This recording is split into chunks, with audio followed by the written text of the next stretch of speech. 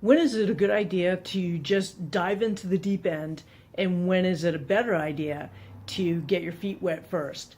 Hi, I'm Paula D'Andrea, and I just had a consultation with someone, a woman who's really successful in her business, and since she's had that success, what's happened is that her health has really kind of taken a dip.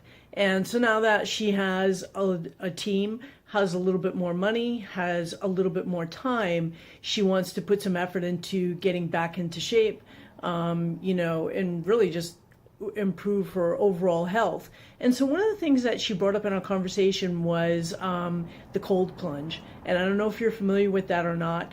I'd say probably one of the most popular people is William Huff, and I'll list it in the comments for you can take a look.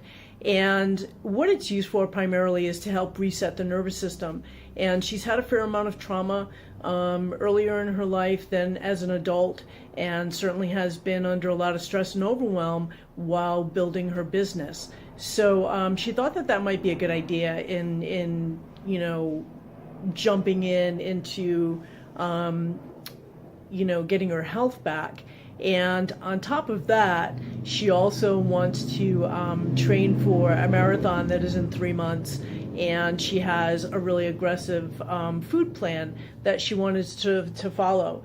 And although I think that those are really good goals, they're also maybe a little bit unrealistic given that she has not been doing anything up until this point. And in my 20 plus years of working with people on their health and in their health and wellness and in coaching, I would say that a little bit it's setting her up for, maybe not being as successful as she could be if she were to just, add in one thing, start, just by kind of taking one piece at a time and going with the thing that is going to give her some immediate results. And in part that will be through our coaching, and then also in steps that she can take that are manageable, that are, for anybody. If you don't have any previous background in running and you're overweight, I would not suggest, trying to run a marathon in a really short amount of time. You want to give your body an opportunity to, respond to training, to start taking some of the pressure off your joints, to get your body used to running, especially if you're going to be running on pavement. There's all these different factors to be considering. And then also, it takes some time to work up to a mile, to even to a half a mile, and then a mile, and then a mile and a half, and 2 miles, and so on, and then getting to the point where you're running a half marathon, and then adding on from there until you get up into a full marathon. And for most people, that takes a little bit longer than a couple of months. So it's really just kind of like, bringing in the voice of reason a little bit, and just helping set some outcomes that are realistic. So, when you start seeing results, that encourages you to move forward, right?